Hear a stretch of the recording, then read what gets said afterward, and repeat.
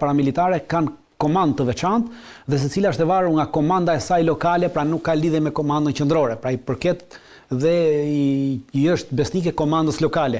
Pra është tepër e vështirë që ti duke goditur në aspektin që ti të godasësh e zëm shtabin e përgjithshëm dhe ti e ke azgjësuar. Kjo nuk e azgjëson ushtrinë dhe këtë lloj ushtrie që ka Venezuela. E treta është logjistika. Logjistika, pra ti të mbash nga Shtetet e Bashkuara të Amerikës, pra shkoni nga Shtetet e Bashkuara të Amerikës deri në Venezuelë, të biesh logjistikën, ta mbash gjatë gjithë kësaj kohe. Pra logjistikën është tepër e vështirë për të prurë logjistikë, armatime, municione dhe njerëz në Venezuelë. Pse është e vështirë? Po është largësia, është e tillë dhe duhet të angazhosh për gjithë territorin që ka Venezuela, do të kemi një parasysh që Venezuela është 2 herë sa Iraku.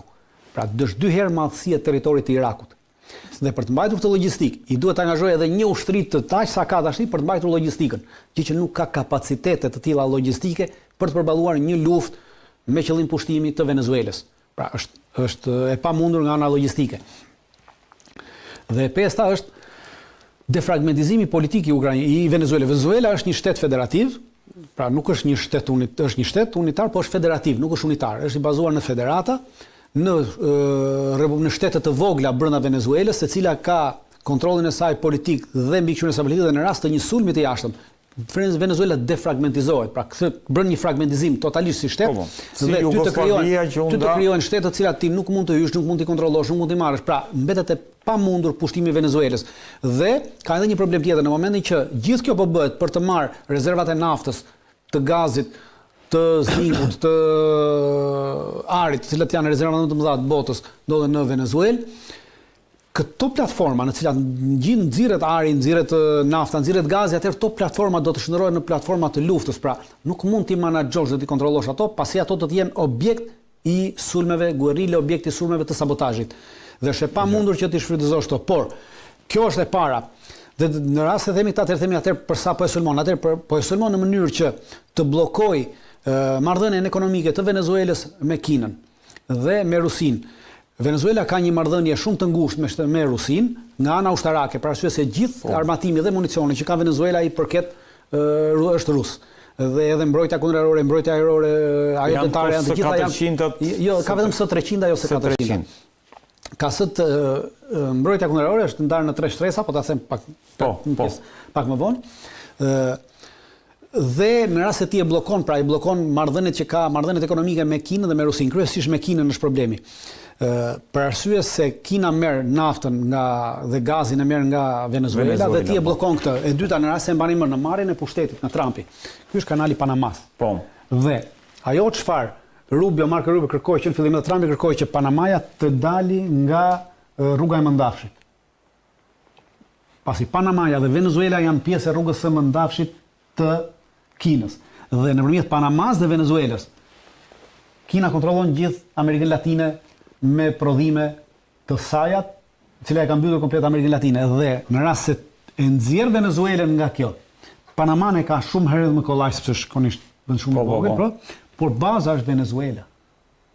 Pra, të mbajë një luftë në këtë territor, duke mbajtur një luftë në territor, kjo automatikisht nuk është më pjesë e rrugës së Mëndafshit kinez në Amerikën Latine, sepse bëhet një konflikt, zonë konfliktuale lufte. Dhe nuk ka më qasje të Kinës në këtë zonë. Pra kjo është ajo situata atyre win-win. Por nuk do të tentojnë në asnjë moment të hyjnë me trupa për të pushtuar. Për arsye se hyrja me trupa për të pushtuar do t'i kushtonte shumë si nga ana njerëzore, humane edhe nga ana ekonomike të Bashkuara të Amerikës, por kryesisht nga ana njerëzore, pasi kemi parasysh që Amerika Latine është një vend i cili lulëzon nga grupet e majta ekstremiste me tendenca komuniste, me tendenca socialiste, edhe me tendenca enveriste, ka për shembull në Meksik, ka edhe grupe që përkasin tendencave, janë ca grupe Tupac Amaru e to, cilat kanë tendenca enveriste, pra janë të tilla. Dhe gjitha këto grupe e shohin edhe kanë parë dhe pjesë e ideologjisë të tyre. Në Kolumbi ke Farkun, pra që kontrollon një pjesë e ekonomisë, në Brazil ka grupe të tilla paramilitare, në Guajana ka grupe të tilla paramilitare, gjithandaj ka grupe të tilla paramilitare, në gjithë në Honduras, gjithnjë kemi pasur probleme, në Guatemala, në Costa Rica, edhe në Panama, pra. Këto grupet e majta dhe gjitha ato grupet e majta në ideologjinë e tyre, baza kryesore kanë imperializmin amerikan, pra armiku kryesor. Dhe në momentin që ky imperializmi amerikan vjen në Venezuelë, për të pushtuar Venezuelën, atëherë kjo është oportuniteti tyre më i madh dhe më i mirë gjithë jetës tyre politik dhe ushtarak për të ardhur dhe për të sulmuar Shtetet Bashkuara të Amerikës në Venezuelë si pushtues. Pra atë ideologji me cilën ata mbahen, atë ideologji ata do mund ta aplikojnë. Prandaj them është shumë e kushtueshme nga Shtetet Bashkuara të Amerikës pushtimi, por nuk është interes pushtimi. Është interes të goditet me mendimin se duke vrarë Maduron, pra presidentin e Venezuelës, duke vrarë disa zyrtarë të tjerë me goditje precize për atë që bëri Izraeli në Iran, e njëjta teori po do të bëjë edhe Shtetet Bashkuara të Amerikës, mendojnë se mund ta ndryshojnë regjimin. Por kjo thjesht do të sjellë një problem akoma më të madh, do të sjellë një problem më të madh në Amerikën Latine, për arsye se, siç thash, në momentin që ndodh ajo, atëherë kemi një fragmentizim totalisht të Venezuelës. Dhe ky fragmentizim i Venezuelës do të krijojë një problem më të madh për Shtetet Bashkuara të Amerikës, sepse sot në listën e Shtetet Bashkuara të Amerikës, në listën e vendeve të cilat bëjnë tranzitin e drogës për në Shtetet Bashkuara të Amerikës, Venezuela është zë vendin e 20. Zë vendin e 20 Venezuela. E qartë. Në momentin që ti e bën këtë fragmentim, atëherë ky territor deli pa kontrolluar. Dhe ky territor do të jetë territori kryesor i kalimit të drogës, cilën ti nuk e kontrollon dot. Dhe edhe të kalimit të drogës, të prodhimit të drogës, e dita pra, sot Venezuela qoftë për prodhimin, qoftë për kalimin e drogës, zë vendin e 20 në Amerikën Latine. Pra nuk është asnjë problem për Shtetet Bashkuara të Amerikës.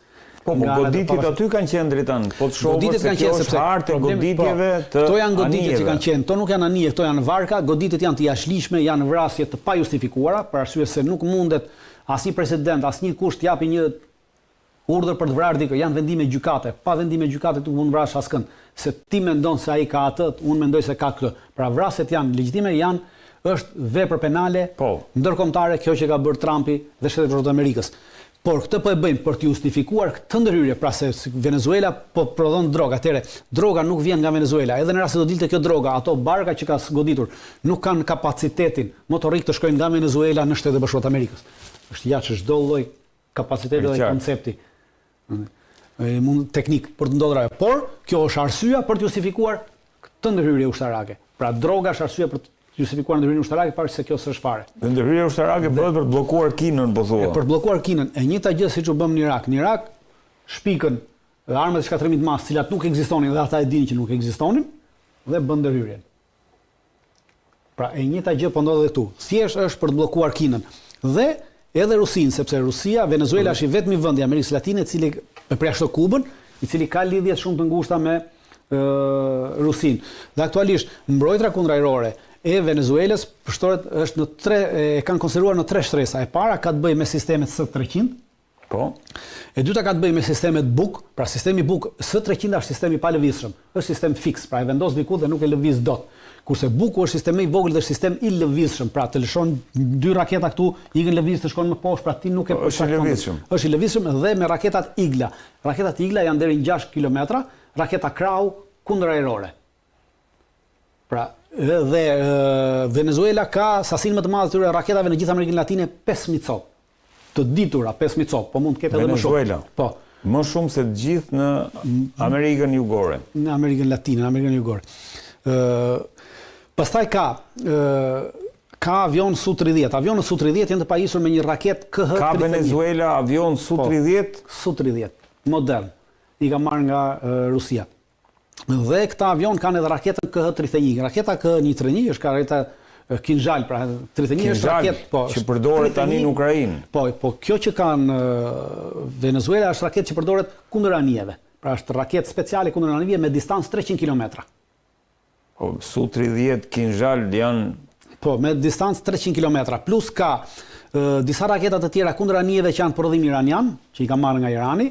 Dhe ka edhe dron ujor dhe në ujor, pra dron ujor dhe në ujor kamikazë të marrë po nga Irani, të cilët përdoren kundër anijeve. Prandaj them që çfarë do lloj tentative nga Shtetet Bashkuara të Amerikës për të ofruar anijen e këtë do të jetë një rrezik i madh, por se në rast se Venezuela do të arrinte dhe Venezuela e ka organizuar mbrojtjen aty jo për të ndaluar pushtimin, sepse pushtimi nuk e lejon territorit bëhet, por e ka bërë mbrojtjen e tillë në këto shtresa dhe në këtë farë mënyrë, në mënyrë që çdo kush që të tentojë për të sulmuar Venezuelën ti kushtoj shtrenjtë dhe të jetë pamundur që të arrijë çfarë lloj objektivi që i ka vënë vetë. Me çfarë kanë goditur dritan, me çfarë ka goditur Shtetet Bashkuara të Amerikës këto anijet? Me avion, i ka goditur me një pjesë ka goditur me raketa të lëshuar nga dronët Një pjesë i ka goditur edhe nga jo me raket, për ka goditur direkt nga avioni me raketat avionëve. Jo, me municion konvencional. Municion mitralozi që ka avioni. Dritan, pra, avionët Su-30 janë ekuivalenti Avionët Su-30 nuk janë ekuivalenti, sepse për llogaritet në rast se pra kanë edhe atë radarin që ka pra janë Regjia kanë edhe atë që dhe në fillim avionin rus që është ulur në Venezuelë. Janë të barabashtë aktualisht Su-30-at që këta kanë janë me F-18 dhe midis F-18 dhe F-22-shit pra. Ky është avioni rus, një avion rus Dritan i ulur në Po, rusët kanë vazhduar të çojnë, biles para një muaji rusët hapën në Venezuelë edhe një fabrikë të madhe të prodhimit të Kalashnikovit dhe të municionit për Kalashnikovët. Prodhohet Kalashnikov AK-103. Prodhohet atje. Aktualisht Venezuela ka në total në arsenalin e saj 100.000 Kalashnikov të tillë dhe prodhon nëpërmjet kësaj fabrike që është totalisht një fabrikë ruse që prodhohet atje dhe prodhon 70 milion fishek në vit. Në Venezuelë. Në Venezuelë, fishek kallashi në vit. Ndërkohë vazhdon Rusia Dritan që të jetë prezent edhe në këtë, le të themi, në këtë retorik tensionesh. Është prezent në këtë aspekt, siç e tham, me këto fabrika, me këto ndihma ushtarake, por nuk është prezent me forca ose me trupa. Pra ajo çfarë Rusia ka zgjedhur të bëjë tashmë nuk është një prezencën e saj nuk e ka si prezencën e Shtetit Bashkuar të Amerikës pra me prezencë ushtarake trupa, po ka një prezencë duke ndihmuar këto vende të cilët kundërshtojnë Shtetit Bashkuar të Amerikës dhe duke treguar që edhe ajo mund të ndikojë në hapësirën dhe hemisferën që ti kontrollon. Pra kjo është mesazhi. Amerika Latine konsiderohet si një hemisferë e Shtetit Bashkuar të Amerikës dhe kopshti i pastëm i Amerikës dhe rusët kanë një këmbë në kopshtin. Kanë dy këmbë, kanë edhe në Kubë edhe në Venezuelë.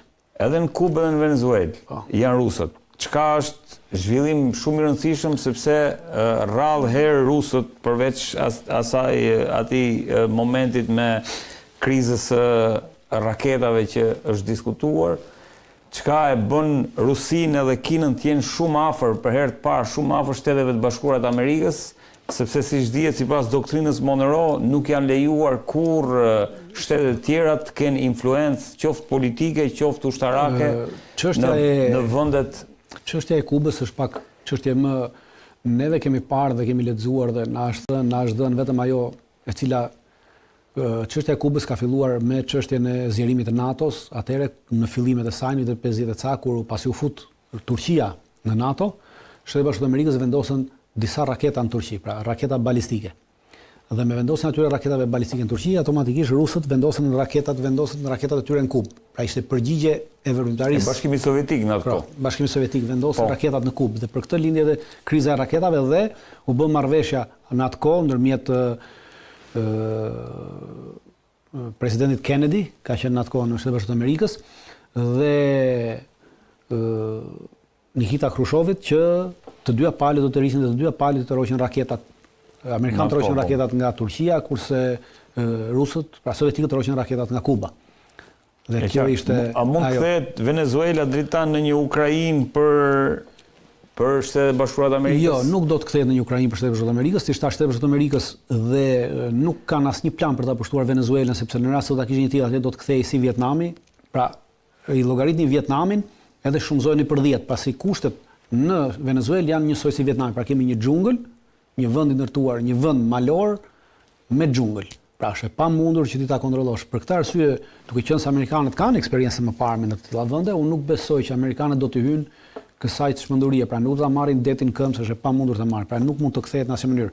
Do të jenë goditje të limituara me mendimin se mund të ndryshojë, por që mund të sjellë dëme akoma më të mëdha në atë hemisferë që pretendon se kontrollon Shtetet Bashkuara të Amerikës. Për arsyet që diskutuam. Ndërkohë, Dritan, kalojmë pak Shtetet Bashkuara të Amerikës, po bëjnë apo po planifikojnë edhe testimin e asaj që konsiderohet Minuteman III, që është një raket interkontinentale balistike. Dhe kjo lidhet me ato që diskutuam dhe herën e fundit me testimet nukleare. Çfarë është kjo, Dritan? Është një raket balistike e Shtetit Bashkuar të Amerikës, është një nga llojet e raketave që amerikanët kanë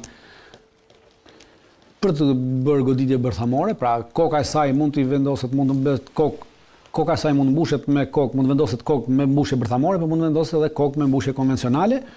Nuk është një sistem i ri, është një sistem i vjetër, sistem është pothuajse prodhimi i vitit 1970 dhe diçka, pra është diku të 50 vjet, 60 vjet e vjetër.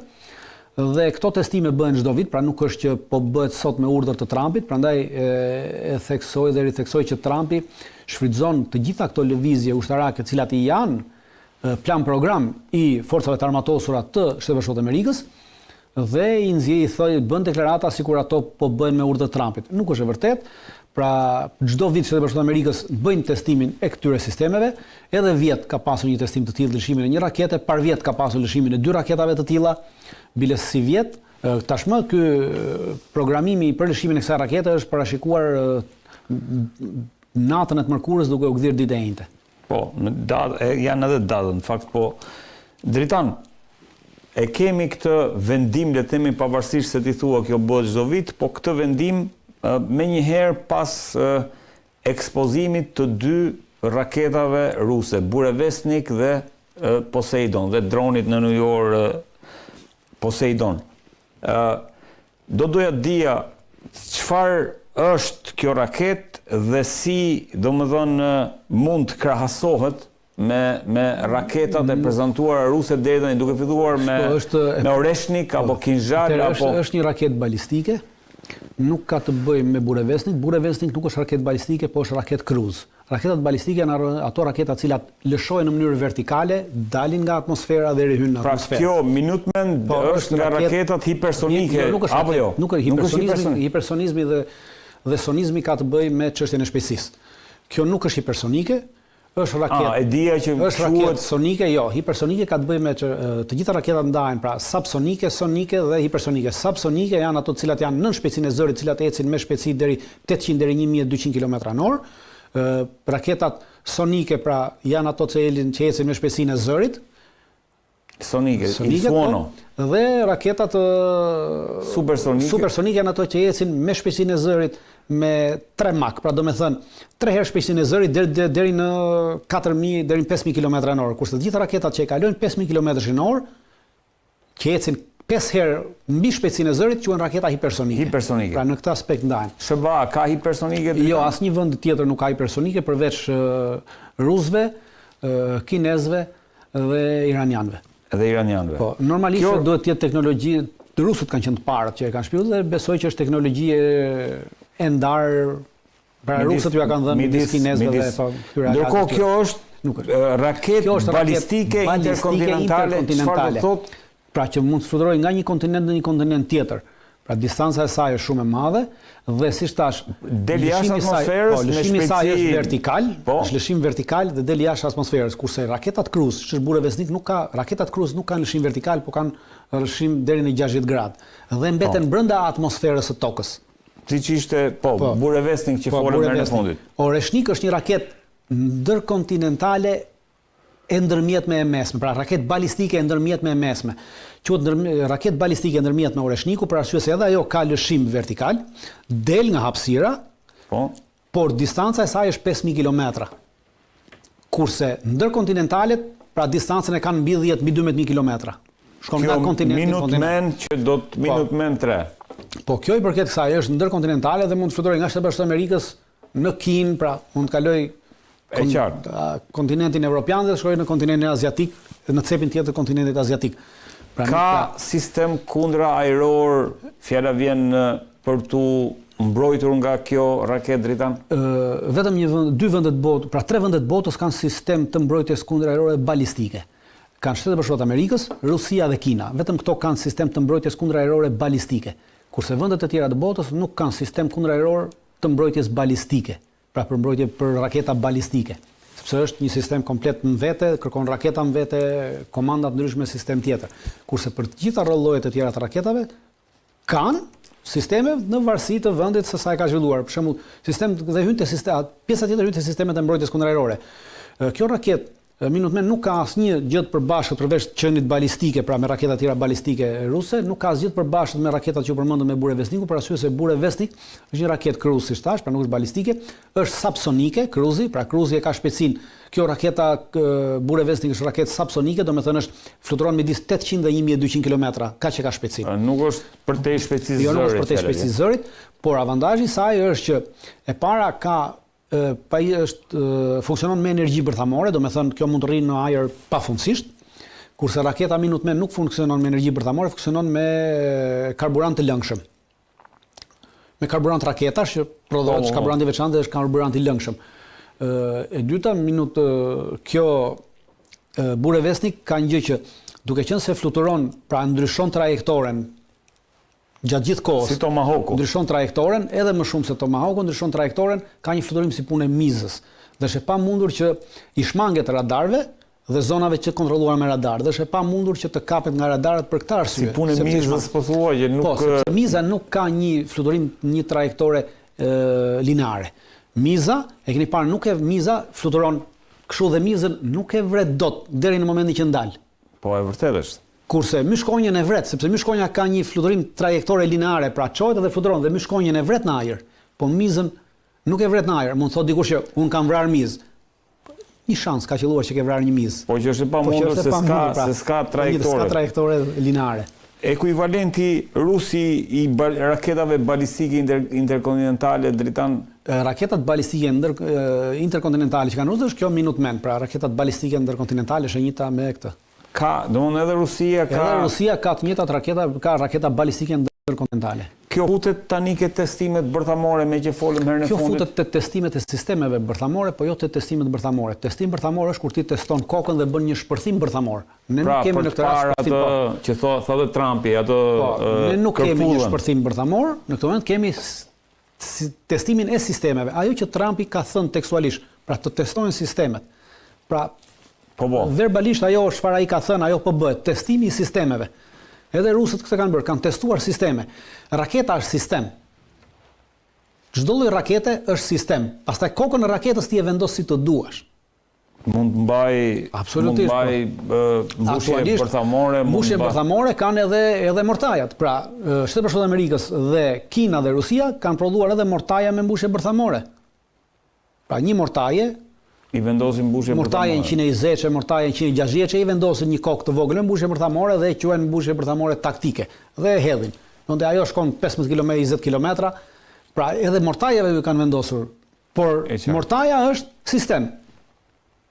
Dakor, Dritan, kalojmë pak tek, domethënë nga Venezuela, kalojmë pak tek Venezuela e Rusisë në rastin konkret tek Ukraina, që për të njëjtën arsye Rusia vendosi që ta sulmonte. Në çpik të situatës jemi, ndërkohë që Gjermania i ka dhuruar Ukrainës sistemet Patriot, gjithashtu edhe Britania ka bërë të njëjtën gjë duke i dhuruar raketa Storm Shadow sërish. Në çpik të situatës jemi. Jemi në pikën që këto përdoret për çështje propagande, për shkak se situata në terren është shumë e keqe për anën e Ukrainës, të Shtetit Bashkuar të Amerikës dhe të NATO-s. Sistemet Patriot, cilat Gjermania e ka dhënë, pra nuk e ka dhënë sot, sistemet janë vendosur që të jepen që vjet, është bërë marrëveshja për dhënien e sistemeve, por po bëhet në aspektin publik është bërë edhe atëherë, por tashmë po ribëhet publike për të hequr vëmendjen nga ajo çfarë po ndodh në terren në Ukrainë. Ajo çfarë po ndodh në terren në Ukrainë është shumë domethënse për Shtetet Bashkuara të Amerikës në veçantë, për arsye se ka ndodhur një luftimet që po ndodhin në një qytet të caktuar, qyteti Pokrovskit. Po, e lexova sot, po. Po ndodhin në rast të ndodhet me një hartë të Ukrainës. Nëse kemi një hartë të Ukrainës regjia, apo ja, për pak besoj se e bën gati. Çfarë po ndodh në Pokrovsk, Dritan? Po duhet ta kemi se e gjen regjia, besoj. Ja, në Pokrovsk.